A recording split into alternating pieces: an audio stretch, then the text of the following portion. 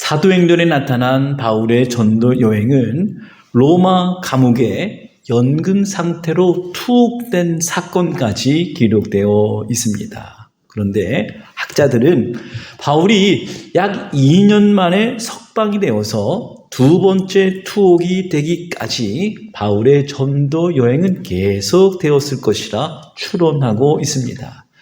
이렇게 주장하는 것은 서신서의 내용을 통해서 근거를 찾게 됩니다.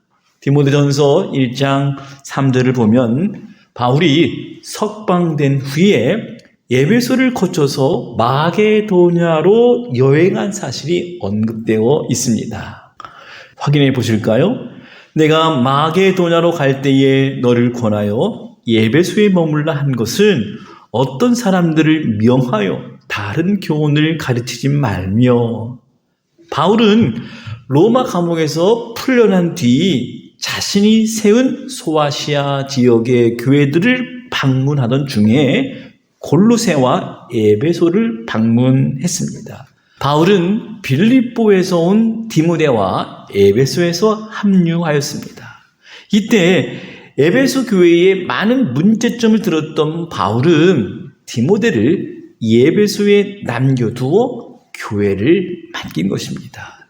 그 후에 바울은 마게도냐 지역으로 갔고 에베소로 들어가 디모데를 만나고 싶어 했습니다. 그러나 사정이 여의치 못해서 지체하게 되니까 바울이 디모데에게 목회 전반에 대한 지침을 편지로 보내는 것입니다. 디모데전서 3장 14절에서 이 편지를 쓴 목적을 밝히고 있습니다. 내가 속히 내게 가기를 바라나 이것을 내게 쓰는 것은 만일 내가 지체하면 너로 하나님의 집에서 어떻게 행하여야 할지를 알게 하려 함이니 이 집은 살아계신 하나님의 교회요 진리의 기둥과 터이니라.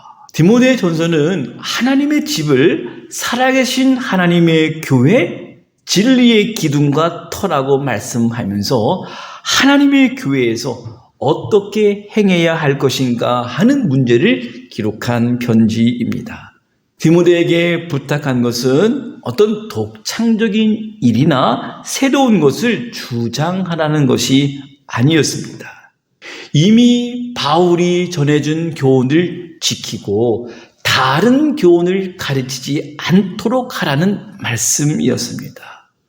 바울은 다른 교훈 중에 우선적으로 율법주의를 언급하였습니다. 바울은 율법주의를 비판하면서 먼저 율법의 선한 유익에 대해서 말을 합니다. 율법은 인간이 악을 행하고 있을 때, 즉 불의한 자로 있을 때 그 악과 불의한 것을 알게 한다는 의미에서 선하고 좋은 것입니다. 그러나 복음 안에서 의롭다함을 얻은 자들에게는 율법이 더 이상 필요한 것이 아니었습니다. 바울은 율법주의자들을 향해서 너희들이 율법의 선생이 되려 하나 자기가 말하는 것이나 자기가 확증하는 것도 깨닫지 못하는 자들이라고 꾸짖고 있습니다. 그러나 바울은 자신이 받은 교훈은 하나님께서 나에게 맡기신 복음이라 확신하였습니다. 그리고 과거 자신이 어떠한 존재였는지를 고백하고 복음을 위탁받은 은혜에 감사하고 하나님을 찬양하고 있습니다. 1장 12절 말씀을 보시면 나를 능하게 하신 그리스도 예수 우리 주께 내가 감사함은 나를 충성되이 여겨 내게 직분을 맡기심이니 내가 전에는 비방자요 박해자요 폭행자였으나 도리어 긍휼을 입은 것은 내가 믿지 아니할 때에 알지 못하고 행하였음이라 고백합니다. 바울은 한없는 자비와 은총으로 복음을 위탁받은 자로서 디모데에게 복음을 맡기면서 교회 안에 잘못 들어온 교훈을 받아서 허탄한 것을 따르고 있는 자들과 선한 싸움을 싸우라고 권면한 것입니다. 바울이 디모데에게 전하고자 했던 핵심 메시지라고 할 수가 있습니다. 1장 18절 말씀을 보십시오. 아들 디모데야, 내가 내게 이 교훈으로서 명하노니 전에 너를 지도한 애언을 따라 그것으로 선한 싸움을 싸우며, 선한 싸움의 도구는 전에 너를 지도한 애언이라 하였습니다. 이것은 바울이 그리스도에게 위탁받은 복음입니다. 바울은 복음으로 선한 싸움을 싸울 것을 권면한 것입니다. 바울 자신도 이 싸움을 믿음의 선한 싸움이라고 정의하기도 하였습니다. 그리고 마지막 장 6장 12절에서도 믿음의 선한 싸움을 싸우라, 영생을 취하라, 이를 위하여 내가 부르심을 받았고 많은 증인들 앞에서 선한 증언을 하였도다 강조한 것입니다. 바울은 이 장에서 그렇다면 목회적으로 구체적인 선한 싸움을 어떻게 싸워야 할지를 가르치고 있습니다. 제일 먼저 중보 기도의 중요성을 가르칩니다. 기도의 대상이 모든 사람이었습니다. 특별히 왕과 권세자들을 위한 기도가 필요함을 강조한 것입니다.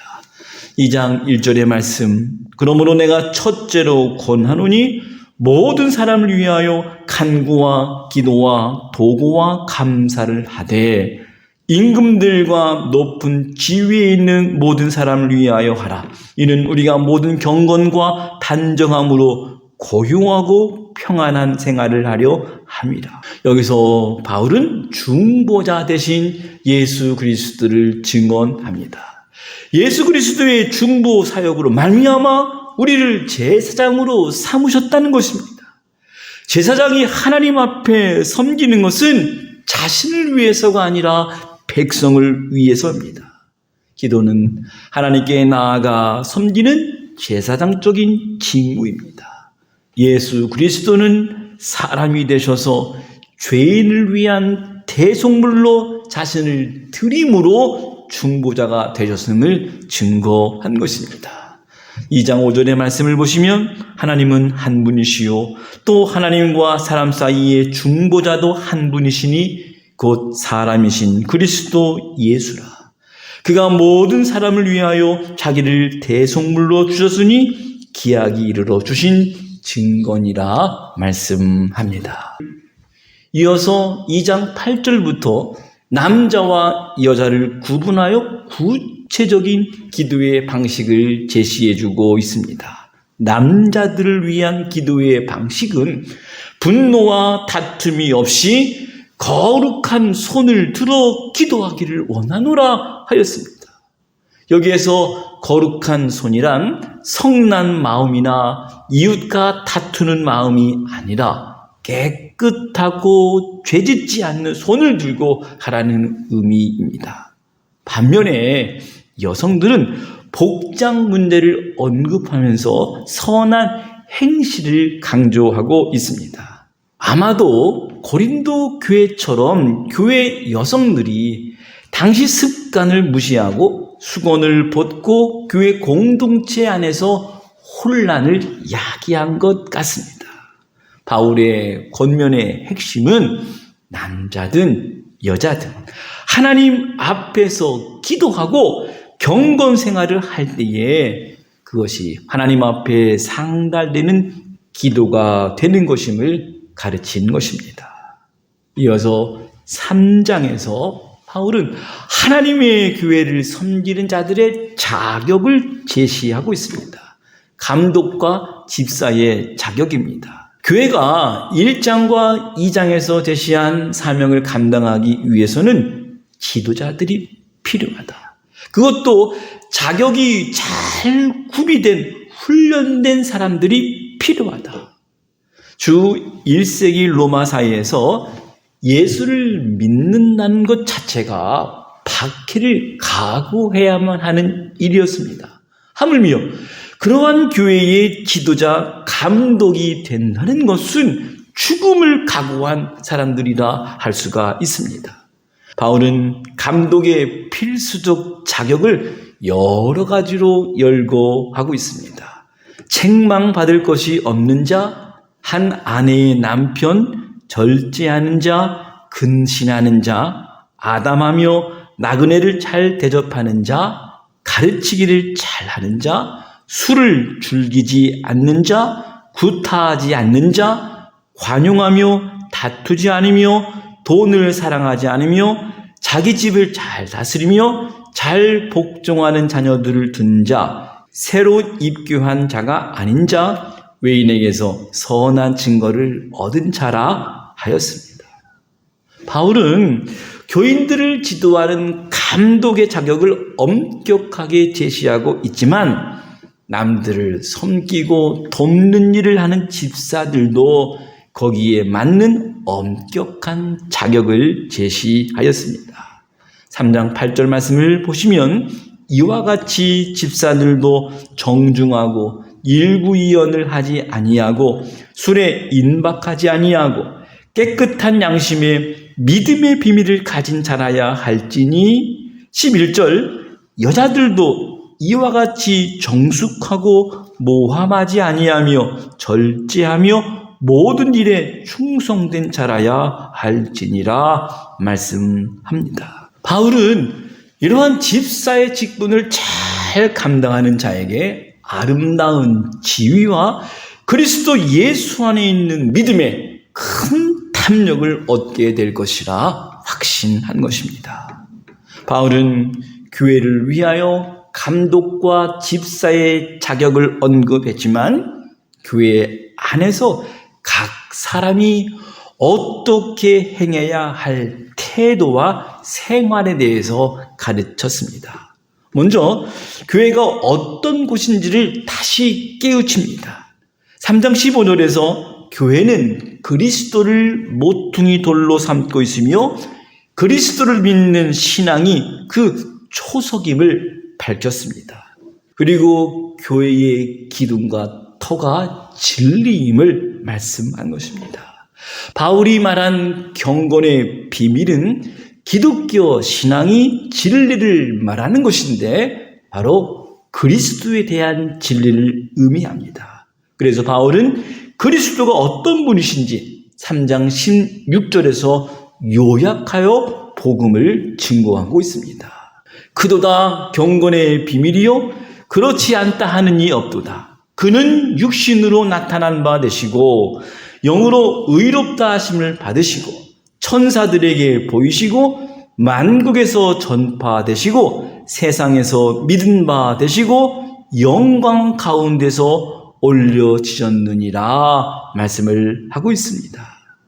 이어서 바울은 4장에서 디모데에게 거짓 교훈을 전하는 자들의 미혹을 주의하라 명하고 있습니다. 이들은 헬라적 이원론을 토대로 영의 세계와 물질 세계로 나누어 영은 선하고 물질은 악하다고 주장하는 사람들이었습니다. 그래서 혼인 생활이나 금식을 금하는 주장이었습니다.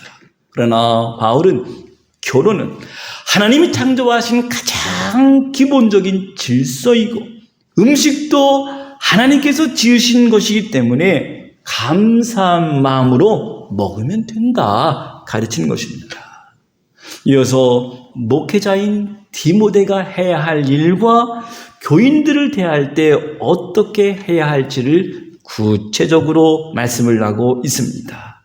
디모데를 향해서 너는 그리스도 예수의 좋은 일꾼이 되어 믿음의 말씀과 좋은 교훈으로 양육을 받아야 한다고 가르치는 것입니다.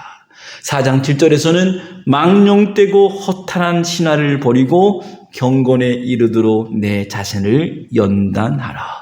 육체의 연단은 약간의 유익이 있으나 경건은 범사에 유익하니 금생과 내생의 약속이 있느니라 말씀을 한 것입니다. 이러한 교훈들을 교인들에게 가르치고 무엇보다 말과 행실에 있어서 본이 되어야 할 것을 가르치고 있습니다. 4장 11절의 말씀, 너는 이것들을 명하고 가르치라. 누구든지 내 연소함을 업신여기지 못하게 하고 오직 말과 행실과 사랑과 믿음과 정절에 있어서 믿는 자에게 본이 되어 내가 이를 때까지 읽는 것과 권하는 것과 가르치는 일에 전념하라. 바울은 계속해서 교인들을 돌보듯이 내 자신도 살피고 돌보아야 된다고 반복적으로 가르치고 있습니다. 목회자 자신도 계속 성장하고 성숙해야 한다는 말씀입니다. 4장 16절의 말씀에 내가 내 자신과 가르침을 살펴 이 일을 계속하라. 이것을 행함으로 내 자신과 내게 듣는 자를 구원하리라. 이제 바울은 5장에서 교인들을 어떻게 대해야 하는지 교훈합니다. 한마디로 말하면 교인들을 너의 가족처럼 대하라 하는 말씀입니다. 늙은이에게 잘못이 있을 때 책망하지 말고 그들을 아버지처럼 대하고 젊은이들을 형제처럼 대하고 늙은 여인들은 어머니처럼 젊은 여인들은 누이처럼 온전히 깨끗함으로 대하라고 말씀을 한 것입니다. 특별히 과부들을 존경하고 돌보아야 할 것을 강조해서 가르칩니다. 믿는다고 하면서 과부들을 돌보지 않는 것은 불신앙이고 오히려 불신앙자들보다 못하다고까지 말한 것입니다. 이어서 교회 안에 죄를 범한 장로들이 있을 때 고발의 경우가 생길 때 두세 증인이 있을 때만 받아들이라고 하였습니다.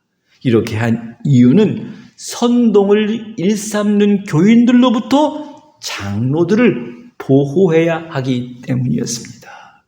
무엇보다 바울은 6장에서 다른 교훈에 대해서 다시 한번 경계를 하면서 믿음의 선한 싸움을 싸울 것을 격려합니다. 바울은 디모데를 향해서 오직 너 하나님의 사람아 라고 부르면서 피하고 따라야 할 것을 말씀했습니다. 피해야 할 것들이란 5장에서 언급한 변론과 언쟁과 투기와 분쟁과 비방과 악한 생각과 어리석고 해로운 욕심과 돈을 사랑하며 탐내는 미혹들이라 할 수 있고, 따라야 할 것은 의와 경건과 믿음과 사랑과 인내와 온유라 하였습니다. 즉 악한 것들은 피하고 선한 것들을 따르는 것을 믿음의 선한 싸움이라고 말한 것입니다. 바울은 이 교훈을 우리 주 예수 그리스도께서 나타나실 때까지 흠도 없고 책망받을 것도 없이 지키라 명령조로 강조합니다. 분명 때가 되면 하나님께서 그의 나타나심을 보이시리라는 확신으로 명령한 것입니다.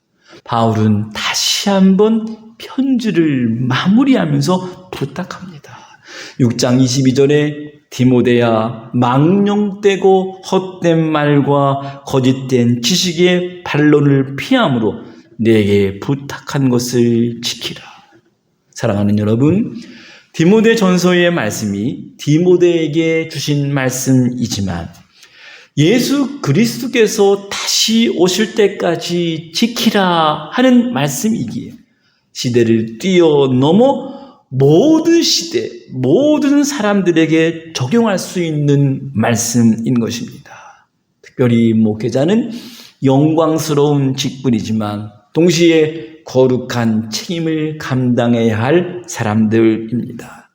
믿음 안에서 나온 디모데에게 보낸 목회적 편지인 디모데 전서를 경청하는 가운데 내가 그리스도 예수의 선한 일꾼으로서의 부르심을 확신하고 우리에게 맡겨주신 사명 감당하는 하나님의 사람들이 되어야 하겠습니다. 아비의 심정으로 영적 자녀가 된 디모데에게 주신 말씀이 오늘 저와 여러분에게 선명하게 들려지고 깨닫고 확신 속에서 다시 소명과 사명을 잘 감당하는 하나님의 사람들 되시기를 주님의 이름으로 간절히 축원합니다.